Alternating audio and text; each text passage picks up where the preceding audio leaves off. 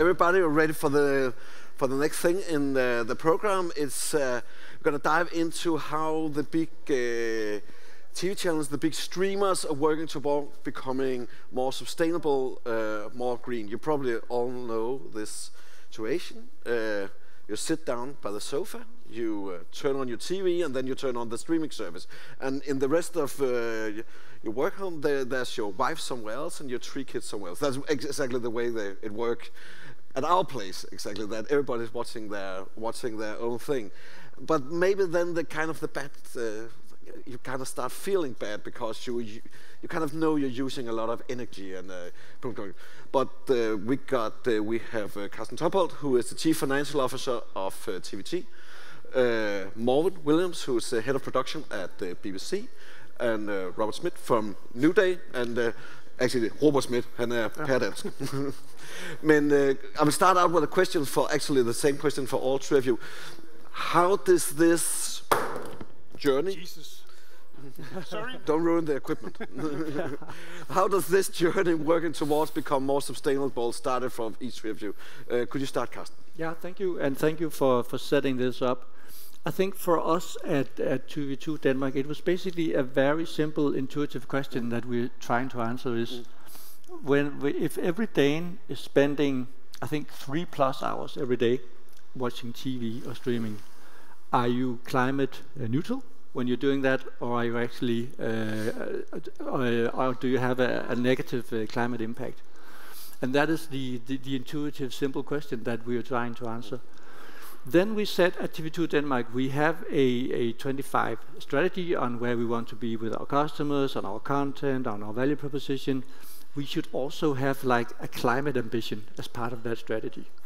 So the plan we have set out is that we say when the rest of Denmark wants to reduce their carbon footprint by 70% in 2030, TV2 wants to be a part of that journey. So that is just, the simple version of it. Morwen? Yeah, How does that? I mean, it's a really important thing for the BBC, and part of the journey is we don't want to do carbon offsetting. Actually, we want to be zero, and it's more important, I think, that we don't offset what we do, but we get to a position where we don't do a lot of things, and we're working, So in the productions that we make, we're trying to make those more sustainable. We're trying to do things in our productions that see if there's a behaviour change from the programmes you watch. So if we do our Wild Isles programme or Green Planet, Blue Planet, then is there something in that? And we're trying to see if there's a behaviour change from the programming that we're doing. And we're working with a lot of our partners and suppliers to try, at least 450 of them, to try and make sure that what we put out to them, they are also giving to us, and we're not going. So behind the productions that you see, and whether you're streaming it or how you're engaging with our content, we're trying to make that content a lot more sustainable. Robert, same question. Yeah, it's actually a question with various and different answers, but the short one would be that we are a huge company. We used to be the TDC Group, now we're called Nuuday. So it's everything that used to be TDC Group without the network. We have more than 4 million customer relations in Denmark. So it's coming from an idea of the need to be responsible. So we have our owners pushing us to be very ambitious on climate, on environment, on our social programs we have in the organization. So already 3 years ago we set targets for climate net zeros for in 2028 we're going to be net zero in scope 1 and 2, and already in 2030 we're going to be net zero in our entire business, including scope 3. So that's quite ambitious. Yeah, actually what you said at the end is that because all of what all of you are saying is sounding great, and we all wanted that to be the reality in the future, but also kind of by default you're also, all 3 of you companies that use a lot of energy who actually by default doing a lot of things that's sustainable. But a lot of it also starting out with setting ambitions for what you do. That's actually why I'm saying out there. So you could go into a little bit more that how to actually make concrete ambitions you can actually change from. Yeah, we're talking about climate, which is very much in the time these days. We have followed the Paris Agreement. So saying that we were a country, we would do our best to keep the temperature rise below the 1.5 degrees. So we calculated that we had to, in order to do that, we had to be heading for net zero in 28 already in our direct and indirect emissions, which is not that hard actually. It's simply just to look at how do you consume energy and do that better. So we made some power purchase agreements. So in 26 and maybe already next year, 100% of our electricity consumption will be provided from newly established solar parks. So we're not just buying an offset, we're actually creating solar parks ourselves. And when we did it, and we had a fixed price, it was when the energy price were really low. So that was an extremely good business for us. And then the rest is, fuel for cars. And we have this Green Fleet project where every time we are renewing a lease contract, we are doing everything we can to have an electric vehicle. And all the places where we have oil or gas heated houses, we are installing electric heating pumps. So it's possible. It's not that difficult. The difficult part is, and now I'm taking all the time, sorry. No, it's fine. The difficult part is our supply chain. And we are providing, we have around 70% of the mobile phone market in Denmark, which makes it really imperative for us to work with our suppliers. But even though we are a big company in Denmark, when I'm approaching Apple or Samsung or Huawei or Sony or whatever, they're not even picking up the phone. They're not responding to my emails. So we joined 29 other international huge corporations in the telco business. So with them, we have around 60% of the Apple's total revenue. And now we can go to Apple, say, we want you to reduce your emissions or whatever. But then again, I think if I take my list of suppliers, I think Carsten's on number 3 or 4. And I don't think I will gain much from calling Carsten and say, well, can you provide me with a net zero product? So perfect delivery. So how will you do that, Carsten?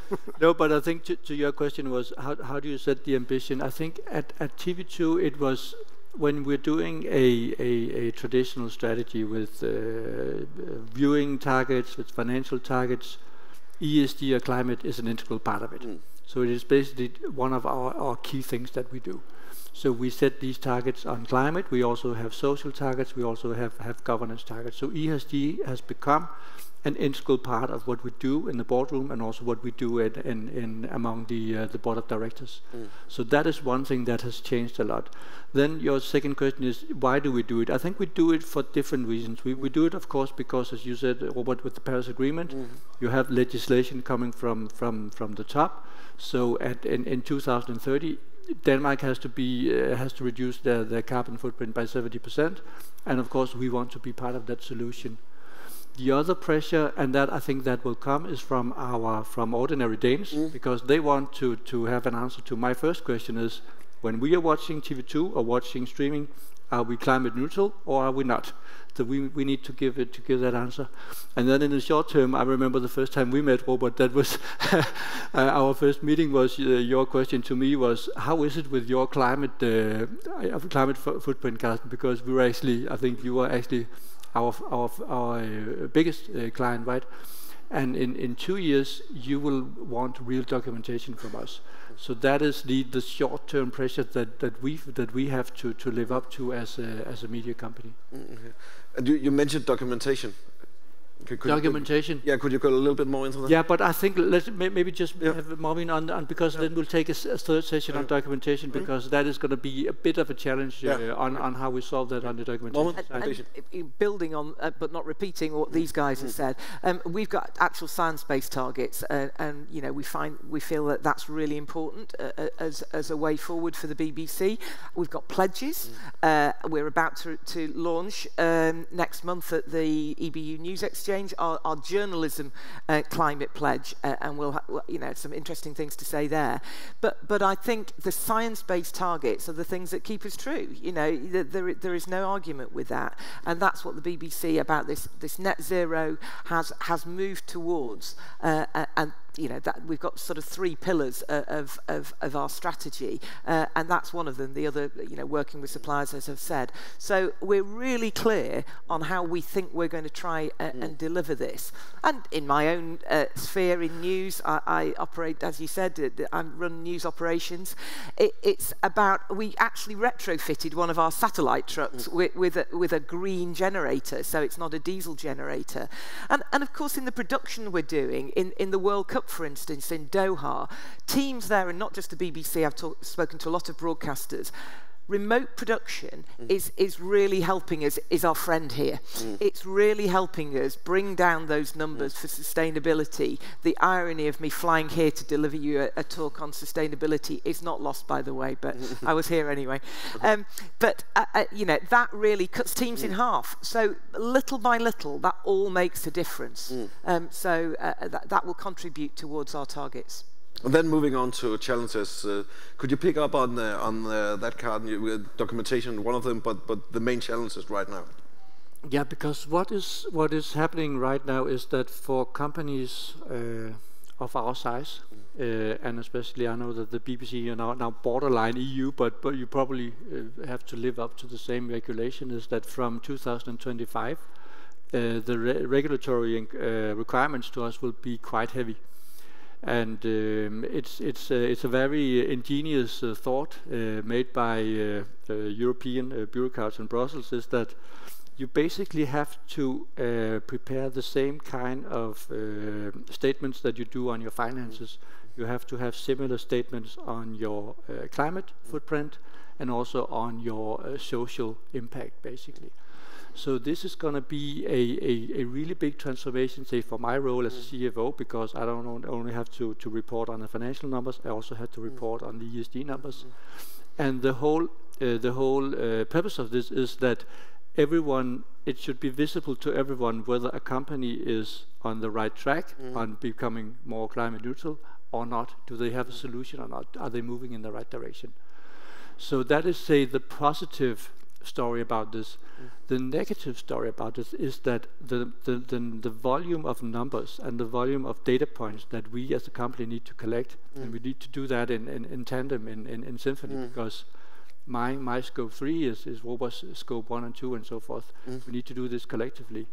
And to be honest, I don't think there's a really good answer to how do we actually do this in an agile way, but that's also why we're here. That's why we're starting having these discussions. But you also you mentioned in there maybe you get a challenge more, that you said you both need to do documentation on the financial side, but you also need to do documentation on the footprint. But sometimes that actually maybe is interest that doesn't match that well. How do you balance that internally and go like financial interest over footprint? It's gonna, from our point of view, it's gonna be difficult, because if you look at what you call downstream on our customers, that is actually Robert. He's actually one of our central customers. So in 2 years, I'm going to ask Robert, how does your climate, how does your climate accounting look like, right? And he's going to ask me simultaneously. So we're going to hopefully exchange valid data on that. If I look on what you call our supply chain, our upstream, our challenge is that we live from and we are dependent on, say, a really large, creative Danish production environment. You have small, established, or you have big established companies, but you also have these very small creative businesses. And in 2-3 years, we're going to have to ask for their documentation about how their ESG going along. And one of my things that I have said I would like to do is that I would try to help them find out how could they report in an agile way, so that we can still have a cooperation going forward. Yeah, and I have worked in production companies, and the administration isn't their strong side. Administration, they are good at many things. Good at many things, not that. It's not a good thing. But we are very dependent on having this viable production environment, and of course we want to help them see how can they actually become part of this. But you're right, that there's a struggle there. There's a struggle between what we'd really like to do and the financial element of it. And if it was easy, we'd have done it by now. Yes. And it's so my truck fleet, my van fleet will all need replacing. We had an ambition to be, you know, zero by 2030. I said I can do better than that. I'll be 70% by 2023. It's worryingly 2023 now, and we haven't found the right electric van for my camera news fleet, who are fast reaction, getting to news stories, that will get them there in one go. That virtually, you know, you've got to be able to do 200 miles to get to a news story. It's not much of a news story if you sit on the motorway for half an hour and you're not first there. And how do you weigh that up against the ambition? So we're sort of waiting for the right vehicle. When's that going to come? And we're going to have to jump at some point. But we're looking at all new ways. Can I just show my film in a second? Yeah, you can show your film. Let me listen. I absolutely appreciate I'm here in Denmark where you guys use cargo bikes all the time. It's a bit new for us in the UK. But we've actually set up what's called a bike bureau in the Netherlands. And it was the brainchild of the two people in the film, and they've created a whole bike team, and we're again going to be launching that next month. But we've put it out there. Just have a look. Are we in the way, or can you see the film? Introducing the Bike Bureau, our very own studio and office on two wheels. This is all the equipment we need to do TV and radio lives and interviews, news gathering, all day long. This is the return time television news in London. Telephone your country's international access code, followed by 4420. Well, our Europe correspondent Anna Holligan is outside the ICC in The Hague.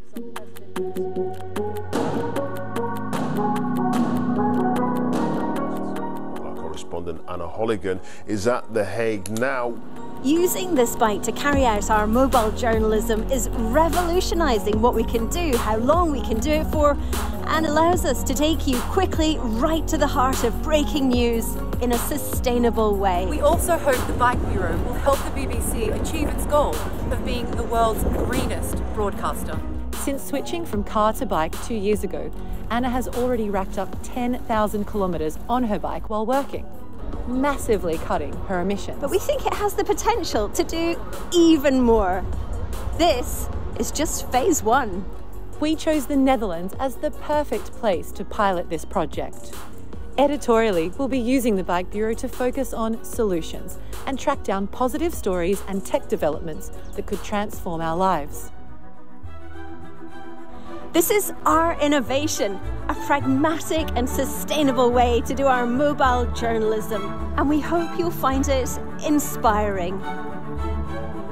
And we want you to be part of this journey. If you have stories that you think the Bike Bureau should be covering, then send them our way. Yeah. And one of the things we're going to do, we're going to launch that again at the News Exchange next week with basically an open source free list of all the kit that we use to share with other broadcasters. So if anybody just wants to copy it, it's not ours, but it was their idea, so they deserve all the credit for it. But just to follow up that, you was just, it's only an example. You mentioned yourself, you haven't found the van yet that you sure could take you all the distance all the time.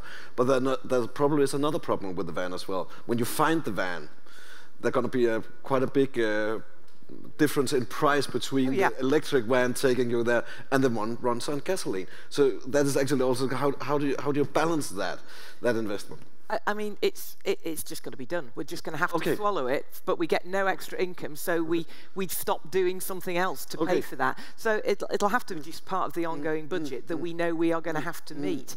And it's got, you know, it's all sorts of difficulties. If somebody takes the van home, can they charge it? Have they got a charging point? If they live in a flat, where do they charge that?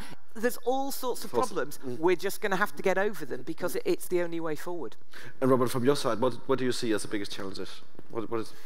Well, basically, it's the same. I mean, we've been through a huge. There's several things, but related to this, we've been through this Green Fleet program, and our biggest challenge is our technician vans. And what we discovered was that most of them were driving around with a lot of equipment that they didn't need. So we could actually reduce the weight by 40%, and that actually took us to where we needed to be in order to shift from diesel into electric for some of them. Not all of them, but for some of them. And also think that we just have to accept that this is small steps. And that's really, like, I love to see your movie, because I've been working with green transitions for the last 30 years, and I've been working, developing solutions. But the last 3-4 years, I've been working 100% on governance structures, on reporting schemes, and how to measure stuff. And I rarely find time for actually doing projects. So it's really nice to see that someone is doing something. Because see something real. Something real, because it's a lot of reporting these days. It's actually nothing but. But maybe you could just continue, because a lot of this is also about regulations. So that might actually impact your work quite a lot in this sector. Yeah, it is. I mean, we have these coming directives that Carsten was referring to, the corporate reporting directive, and also this due diligence directive coming up in 25-26. But we already have the taxonomy on the EU level. I don't know if you are actually eligible there, but Carsten and I have to report into the EU system on how much our OPEX and CAPEX are in various categories within sustainability, which is rather time consuming. So I could have an employee working for me to put pressure on our suppliers or whatever, but instead I need to, spend my money on having an accountant working on these things. And I think that's a bit of it's a shame that it's going in that direction, I think. Okay. And if you want to continue? No, I'm really impressed by the bike. We're a biking nation. I think hopefully if we return next year, you'll probably hopefully see Danish production bikes as well on the streets. But I could say honestly, because from the point of view of the media sector, some things are easy to do and some are difficult. I think if I start out with what is easy, is that to say if you can transfer your energy usage into electricity and convert your electricity purchase into green electricity, then you're basically there. That is actually the prime recipe for being climate neutral. And that is also what we are doing. That's our main thing. Our challenge as a news company, right, and news is part of the DNA of TV2, is travel. Because you cannot have a news coverage if you're not traveling. If you're not there, then you're not a news agency, right? So I think that how we solve the travel challenge is going to be the key problem that we need to solve in the media sector. But again, I think technology is our friend, not only the remote production, but you're getting down to smaller kits and people who report, shoot, edit themselves. Or if we can get our teams down to, instead of a team of 3, of camera, shoot, edit, producer, reporter, if we can get some of those skills, and mobile journalism is driving this, if we can align some of those skills to make that 2 people on the plane, is that better? Obvious savings with that as well. But there's a sustainability element of that, and I think it's going far more towards that. And Morten in your company does a lot of that with the mobile journalism. We're all going towards that, so I do think that will help us. I think we will open up with any of you have more to add, or then we will open up for questions. But do some of you have more to add before we open up for questions? We are okay on time. Just one thing I would say is part of showing what good looks like as well, and not in our news programs as much, but trying to do positive news stories as well, or covering the stories as well. So that's a news element. But in our dramas, if we just have some everyday activity, like somebody talking and in one of our nightly dramas doing the recycling, it's positive imaging, and with the recycling in the UK is all over the place. Each geographical area has a different, you don't know what colour bin is. If you go to my mum's, it's a different colour, so it's all over the place. But just showing a positive image, and if we can, we're doing a lot more of that in our broadcasting, so we're actually positively thinking about it in the areas where we're not sort of telling you how to do it like the news, but subliminal messaging, I think, is really important. And again, tracking those changes. Are the behavioural changes when we show you some of our programmes about the environment, nature? Yeah, you do that as well, a lot of TV2 as well, Carsten. We do a lot, and we actually have, we were actually very, especially on what you call circular economy, you know, call it now, you call it reuse, right? And we were actually pretty good at that, especially on our tech equipment. We've been good at that for years, even before it became a fashion, so to speak. But you're right, and there's a lot to do on that. And but we have a tradition to say that when we finish using our equipment, then it has a new life or a second life. It goes on the ecosystem. Does any of you have something more to add? Well, then I will open up to questions. Does anybody have any questions? We've solved the problem. Yeah, one down there.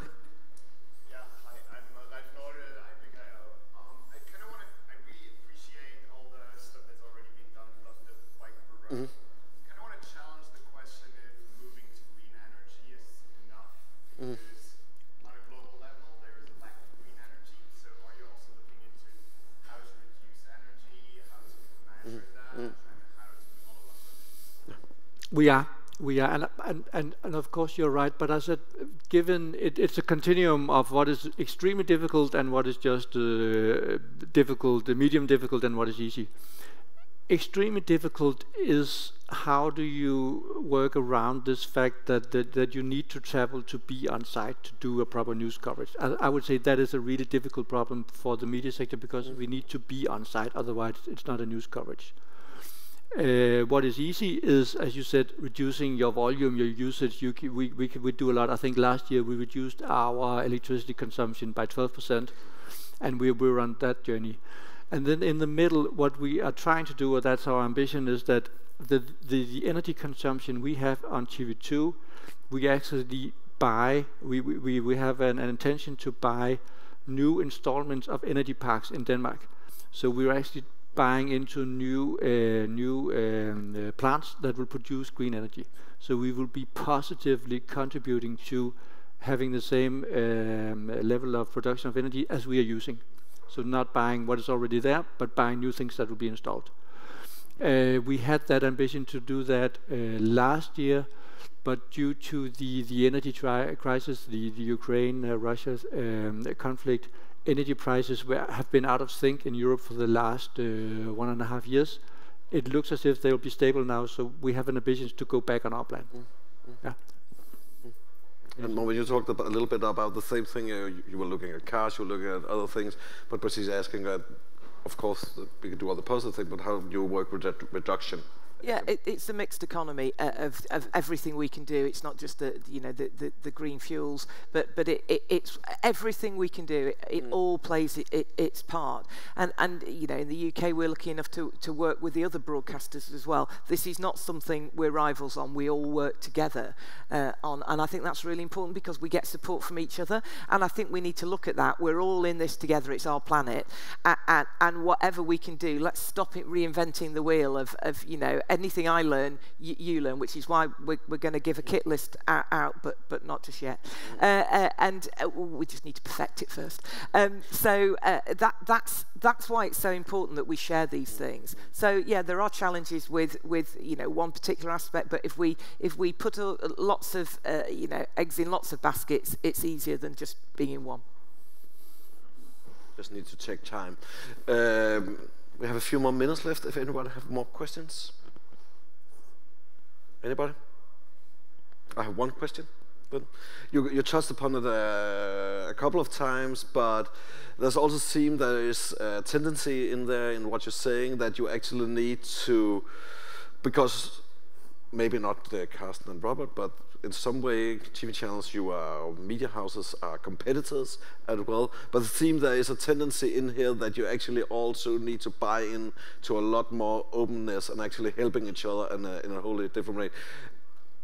Coming from where you normally come from, Robert, you have a pretty big, I think. Yeah, I mean, before I came into the telco business, I was working a few years in cosmetics, and that was extremely competitive. Yeah. So I had to find other companies for cooperation in other sectors, in the food sector, in all kinds of plastic producing sectors.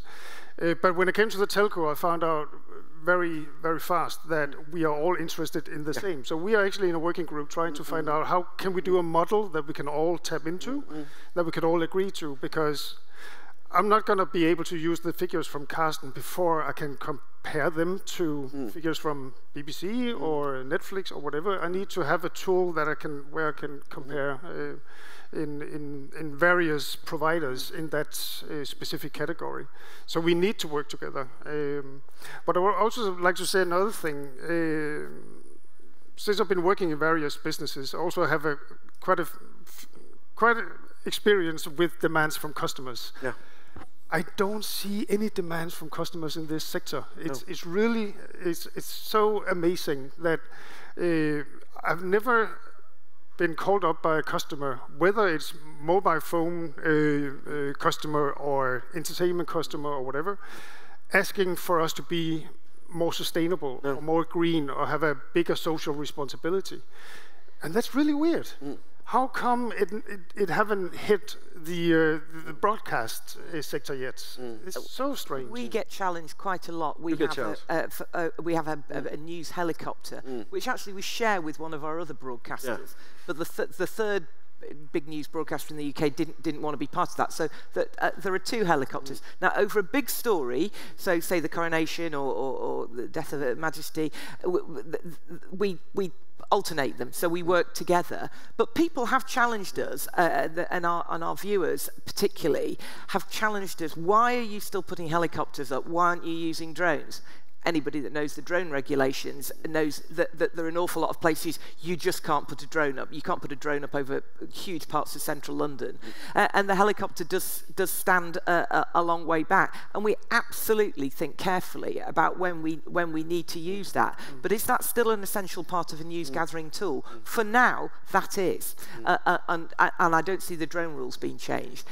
But where drones have helped, if we're doing a big sweeping opening shot in the countryside, that's brilliant.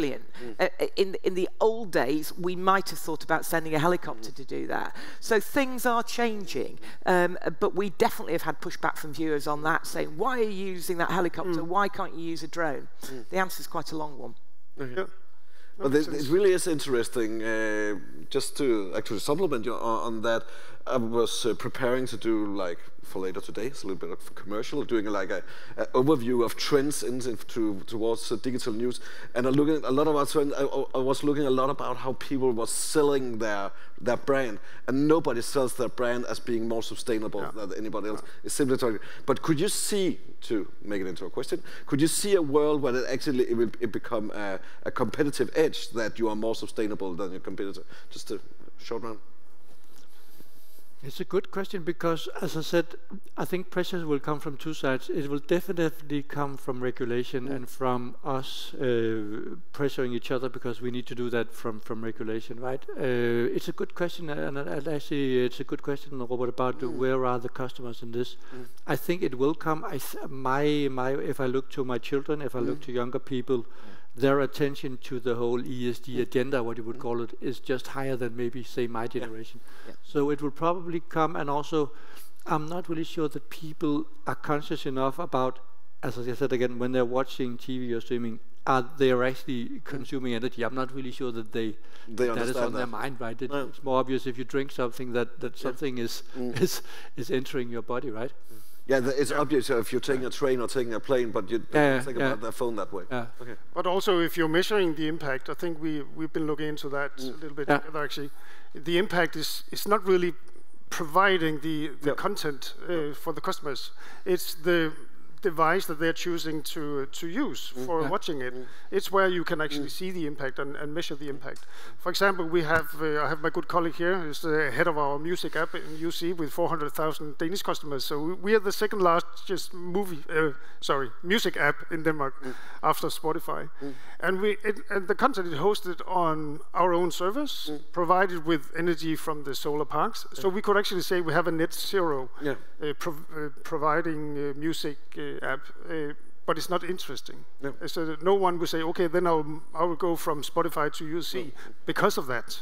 So, but I hope we will get there one day, and maybe having more of these sessions, talking about our challenges and what we are trying to achieve, maybe that will work. I think the younger generation, definitely, my son uses, instead of using Google as his search engine, it uses a Cozy, is it? Because they plant a tree, or you know, and he deliberately chose that. So I think there will be a deliberate choice, and if it's, I mean, maybe not what we do as a public service broadcaster, but if you're an independent filming company or something, somebody might choose you for their production because you've got more sustainable credentials. So I can see that happening, you know, or a key presenter who might be freelance might go to you for the program because you're more sustainable, and I think that will start to go through. Questions? If not, please give a big hand to these three people. We will be back. There's lunch now, it's served out there, and we will be back on both stages at 1:15. On this stage, it's gonna be an overview on. It says digital trends in the media industry. I think that's a little bit wide. News industry. So 1:15. 1. Big 8.